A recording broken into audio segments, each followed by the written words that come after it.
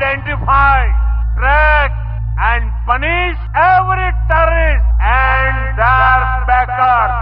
ನಮಸ್ಕಾರ ಗೆಳೆಯರೇ, ದೇಶ ಪ್ರೇಮಿಗಳೇ, ನಮ್ಮ ಕನ್ನಡ ಡಿಫೆನ್ಸ್ ನ್ಯೂಸ್ ಯೂಟ್ಯೂಬ್ ಚಾನಲ್ಗೆ ಸ್ವಾಗತ. ನಿಮಗೆ ಭಾರತದ ರಕ್ಷಣಾ ಶಕ್ತಿಯ ವಿಷಯಗಳನ್ನು, ನಮ್ಮ ಸೇನೆಯ ಸಾಧನೆಗಳನ್ನು ಮತ್ತು ಮೇಕ್ ಇನ್ ಇಂಡಿಯಾ ಅಭಿಯಾನದ ಶಕ್ತಿಯನ್ನು ನಿಮ್ಮ ಭಾಷೆಯಲ್ಲಿ ಅಂದರೆ ಕನ್ನಡದಲ್ಲಿ ಕೇಳಿ. ಭಾರತದ ಪ್ರತಿ ಮಿಸೈಲ್ ಉಡಾವಣೆ, ಪ್ರತಿ ಯುದ್ಧ ವಿಮಾನದ ಆಗಮನ, ಪ್ರತಿ ನೌಕಾ ಶಕ್ತಿಯ ಹೆಜ್ಜೆ ಎಲ್ಲವೂ ನಿಮಗೆ ತಲುಪಬೇಕು ಅಂದ್ರೆ ಈಗಲೇ ನಮ್ಮ ಚಾನೆಲ್ ಅನ್ನು ಸಬ್ಸ್ಕ್ರೈಬ್ ಮಾಡಿ ಮತ್ತು ಬೆಲ್ ಐಕಾನ್ ಕ್ಲಿಕ್ ಮಾಡಿ. ನಾವು ಕನ್ನಡಿಗರು ಮತ್ತು ಭಾರತ ಮಾತೆಯ ಹೆಮ್ಮೆಯ ಮಕ್ಕಳು. ಆ ಹೆಮ್ಮೆಯನ್ನು ಇನ್ನಷ್ಟು ಬಲಿಷ್ಠಗೊಳಿಸೋಣ. ಜೈ ಹಿಂದ್, ಜೈ ಕರ್ನಾಟಕ. ಗೆಳೆಯರೇ, ಇವತ್ತು ನಾವು ಮಾತನಾಡೋದು ಒಂದು ತುಂಬಾ ಮಹತ್ವದ ವಿಷಯದ ಬಗ್ಗೆ. ಜಗತ್ತಿನಲ್ಲೇ ಅತ್ಯಂತ ಹೆಚ್ಚು ದೂರ ಹೊಡೆಯಬಲ್ಲ ಏರ್ ಟು ಏರ್ ಮಿಸೈಲ್ ಅನ್ನು ಚೀನಾ ತನ್ನ J-10C ಫೈಟರ್ ಜೆಟ್ಗೆ ಫಿಟ್ ಮಾಡಿದೆ. ಇದು ಏಷ್ಯಾ ಪೆಸಿಫಿಕ್ ಭಾಗದ ಮಿಲಿಟರಿ ಬ್ಯಾಲೆನ್ಸ್ ಮೇಲೆ ದೊಡ್ಡ ಪ್ರಭಾವ ಬೀರಬಹುದು ಮತ್ತು ಭಾರತಕ್ಕೂ ಇದು ನೇರವಾಗಿ ಸಂಬಂಧಿಸಿದ ವಿಷಯ. ಹಾಗಾಗಿ ಕೊನೆಯವರೆಗೂ ನೋಡಿ. ಮೇ 11, 2026 ಚೀನಿ ಸೋಷಿಯಲ್ ಮೀಡಿಯಾದಲ್ಲಿ ಕೆಲವು ಫೋಟೋಗಳು ಬಿತ್ತರವಾದವು ಮತ್ತು ಅವು ಡಿಫೆನ್ಸ್ ಅನಾಲಿಸ್ಟ್ಗಳ ಗಮನವನ್ನು ಸೆಳೆದವು. ಆ ಫೋಟೋಗಳಲ್ಲಿ ಕಾಣಿಸಿದ್ದೇನು ಗೊತ್ತಾ? J-10C ಫೈಟರ್ ಜೆಟ್, ಅದರ ರೆಕ್ಕೆಯ ಕೆಳಗೆ DF-4x3 ಎಂಬ ಹೊಸ ರೀತಿಯ ಆಯುಧ ಪೈಲಾನ್ ಅಳವಡಿಸಲಾಗಿದೆ.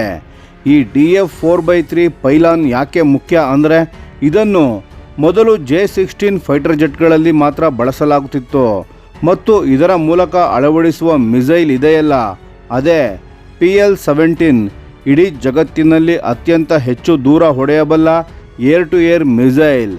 ಈಗ ನೀವು ಕೇಳುತ್ತೀರಿ, J-10Cಗೆ ಈ ಮಿಸೈಲ್ ಯಾಕೆ ಕೊಡ್ತಿದ್ದಾರೆ? ಇದಕ್ಕೆ ಕಾರಣ ಏನು ಅಂತ ನೋಡೋಣ.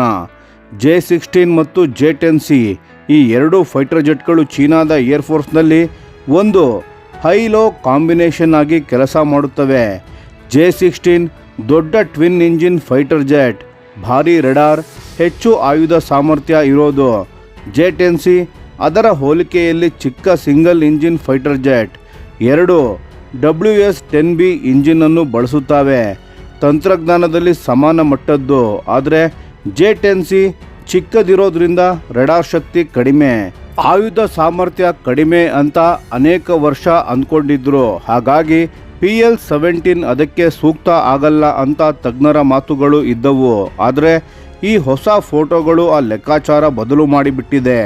ಇದರ ಹಿಂದೆ ರಫ್ತು ಮಾರ್ಕೆಟಿಂಗ್ ಕೂಡ ಒಂದು ಕಾರಣ ಇದೆ ಅಂತ ಅನಲಿಸ್ಟ್ಗಳು ಹೇಳ್ತಾರೆ. ಪಾಕಿಸ್ತಾನ ಇತ್ತೀಚೆಗೆ ಇನ್ನಷ್ಟು J-10C ಯುದ್ಧ ವಿಮಾನಗಳನ್ನು ಖರೀದಿಸುತ್ತೇವೆ ಅಂತ ಘೋಷಿಸಿತ್ತು. ಜೊತೆಗೆ ಒಂದು ಅನ್ಮ್ಯಾನ್ಡ್ ಲಾಂಗ್ ರೇಂಜ್ ಮಿಸೈಲ್ ಕೂಡ ತಗೋತಾರಂತೆ. ಅದು PL-17 ಆಗಿರಬಹುದು ಅಂತ ಸ್ಪೆಕ್ಯುಲೇಷನ್ ಇದೆ. ಅದು ಘೋಷಣೆ ಆದ ಒಂದು ವಾರದ ಒಳಗೆ J-10C ಮೇಲೆ PL-17 ಇರೋ ಫೋಟೋ ಬಂತು. ಇದು ಕಾಕತಾಳೀಯ ಅಂತ ಯಾರಿಗಾದರೂ ಅನಿಸುತ್ತಾ? ಖಂಡಿತ ಇಲ್ಲ. ಇದು ಎಕ್ಸ್ಪೋರ್ಟ್ ಮಾರ್ಕೆಟ್ಗೆ ಕ್ಲಿಯರ್ ಸಿಗ್ನಲ್. ಆದರೆ ಇಲ್ಲಿ ಒಂದು ದೊಡ್ಡ ಪ್ರಶ್ನೆ ಇದೆ. ಆಪರೇಷನ್ ಸಿಂಧೂರ್ನಲ್ಲಿ PL-15E ಏನಾಯಿತು ಅಂತ. ಸ್ನೇಹಿತರೆ, ಇದನ್ನು ಗಮನವಿಟ್ಟು ಕೇಳಿ. ಪಾಕಿಸ್ತಾನ ತನ್ನ J-10C ಯುದ್ಧ ವಿಮಾನದಿಂದ PL-15E ಮಿಸೈಲನ್ನು ಹಾರಿಸಿತು. ಅದು ಭಾರತೀಯ ವಾಯುಪಡೆಯ ವಿಮಾನಗಳನ್ನು ಉರುಳಿಸುತ್ತದೆ ಅಂತ ಲೆಕ್ಕಾಚಾರ ಹಾಕಿತ್ತು. PL-15E ಅಂದರೆ PL-15ನ export version. Estimated range 145 kilometre. Active radar guidance ಇರೋದು. ಕಾಗದದ ಮೇಲೆ ಅದ್ಭುತ ಮಿಸೈಲ್, ಆದರೆ ರಣರಂಗದಲ್ಲಿ ಕ್ವಶ್ಚನ್ ಮಾರ್ಕ್. ಭಾರತೀಯ ವಾಯುಪಡೆ ಮತ್ತು ಸರ್ಕಾರ ಬಿಡುಗಡೆ ಮಾಡಿದ ಮಾಹಿತಿಯ ಪ್ರಕಾರ ಭಾರತದ ಏರ್ ಡಿಫೆನ್ಸ್ ಸಿಸ್ಟಮ್ಗಳು ಮತ್ತು ಎಲೆಕ್ಟ್ರಾನಿಕ್ ವಾರ್ಫೇರ್ ಸೂಟ್ಗಳು PL-15E ಮಿಸೈಲ್ಗಳನ್ನು ಯಶಸ್ವಿಯಾಗಿ ಇಂಟರ್ಸೆಪ್ಟ್ ಮಾಡಿದವು ಅಥವಾ ತಪ್ಪಿಸಿಕೊಂಡವು. ರಾಜಸ್ಥಾನ್ ಮತ್ತು ಪಂಜಾಬ್ ಭಾಗಗಳಲ್ಲಿ PL-15E ಅವಶೇಷಗಳು ಪತ್ತೆಯಾದವು. ಅಂದರೆ ಮಿಸೈಲ್ ಟಾರ್ಗೆಟ್ ತಲುಪದೆ ಉದುರಿ ಬಿತ್ತು ಅಂತ. ಇದು ಚೀನಿ ಮಿಸೈಲ್ ತಂತ್ರಜ್ಞಾನಕ್ಕೆ ತುಂಬ ದೊಡ್ಡ ಮುಖಭಂಗ. ಯಾಕೆ ಫೇಲ್ ಆಯಿತು ಅಂತ ಅನಲಿಸ್ಟ್ಗಳು ಹೇಳ್ತಾರೆ ಕೇಳಿ.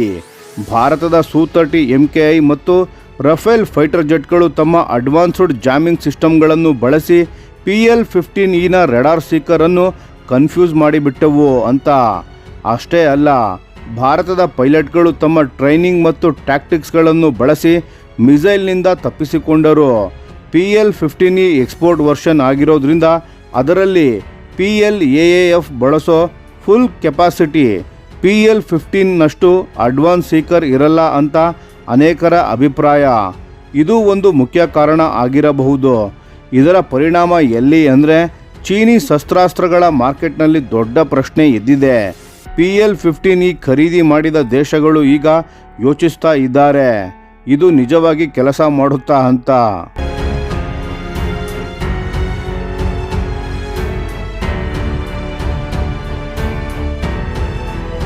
ಹಾಗಾಗಿ ಈ ಹೊತ್ತಿನಲ್ಲಿ PL-17 ಅನ್ನು J-10Cಗೆ ಅಳವಡಿಸಿ ತೋರಿಸಿರೋದು ಇದು ಕೇವಲ ತಾಂತ್ರಿಕ ಅಪ್ಗ್ರೇಡ್ ಅಲ್ಲ, ಇದು ಚೀನಾ ತನ್ನ ಮಿಸೈಲ್ ಮಾರ್ಕೆಟ್ ಇಮೇಜನ್ನು ಮತ್ತೆ ಕಟ್ಟಿಕೊಳ್ಳೋ ಪ್ರಯತ್ನ ಕೂಡ ಹೌದು.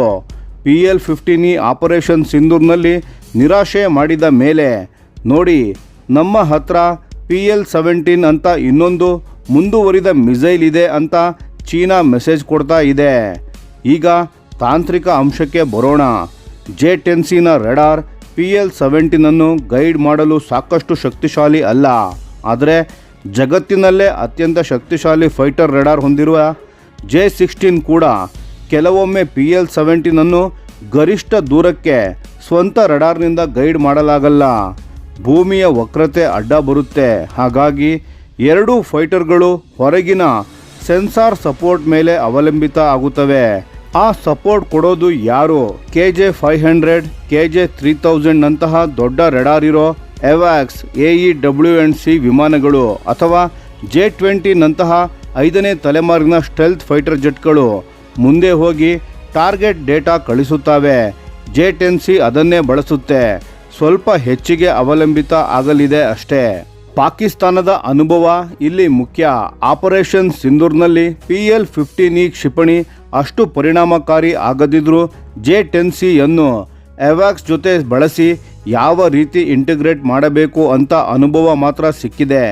ಆ ಅನುಭವ ಮತ್ತು ಭವಿಷ್ಯದಲ್ಲಿ ಬರಲಿರುವ J-35 ಸ್ಟೆಲ್ತ್ ಫೈಟರ್ ಜೊತೆ ಸೇರಿದರೆ PL-17 ಅನ್ನು ಹೆಚ್ಚು ಪರಿಣಾಮಕಾರಿಯಾಗಿ ಬಳಸಬಹುದು ಅಂತ ಪಾಕ್ ಯೋಚನೆ ಮಾಡ್ತಿದೆ. ಈಗ PL-17ನ ಬಗ್ಗೆ ಸ್ವಲ್ಪ ಡೀಟೇಲ್. 2016ರಲ್ಲಿ PL-17 ಮೊದಲ ಫೋಟೋ ಹೊರಬಿತ್ತು. 2023ರ ಕೊನೆಯಲ್ಲಿ ಅದು ಆಕ್ಟಿವ್ ಸರ್ವಿಸ್ನಲ್ಲಿ ಇದೆ ಅಂತ ಕನ್ಫರ್ಮ್ ಆಯಿತು. ಇದರ ಎಸ್ಟಿಮೇಟೆಡ್ ರೇಂಜ್ 500 ಕಿಲೋಮೀಟರ್. ರಷ್ಯಾದ R-37M ಮತ್ತು ಅಮೆರಿಕಾದ AIM-174 ಎರಡಕ್ಕಿಂತ ತುಂಬ ಹೆಚ್ಚು ಡ್ಯುಯಲ್ ಸೀಕರ್ ಇದೆ.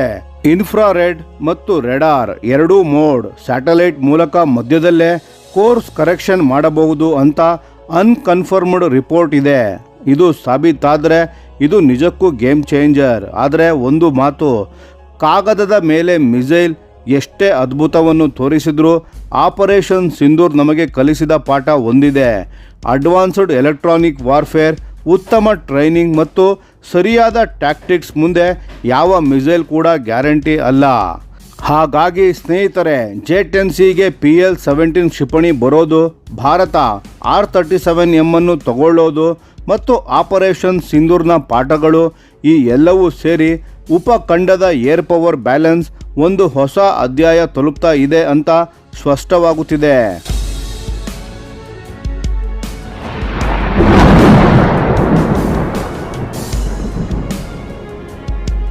ಈ ವಿಡಿಯೋ ನಿಮಗೆ ಇಷ್ಟವಾಗಿದ್ದರೆ ಲೈಕ್ ಮಾಡಿ ಮತ್ತು ನಮ್ಮ ಚಾನೆಲನ್ನು ಸಬ್ಸ್ಕ್ರೈಬ್ ಮಾಡಿ ಹಾಗೂ ಬೆಲ್ ಐಕಾನ್ ಒತ್ತಿ. ಯಾವ ಅಪ್ಡೇಟ್ಗೂ ಮಿಸ್ ಆಗಬೇಡಿ. ಡಿಫೆನ್ಸ್ ಸುದ್ದಿಗಳನ್ನು ತ್ವರಿತವಾಗಿ ಪಡೆಯಿರಿ. ನಿಮ್ಮ ಬೆಂಬಲವೇ ನಮ್ಮ ಶಕ್ತಿ. ಭಾರತ ಬಲಿಷ್ಠವಾಗಲಿ ಎಂದು ಆಶಿಸುತ್ತಾ ಭಾರತ ಮಾತೆಗೆ ಜೈ.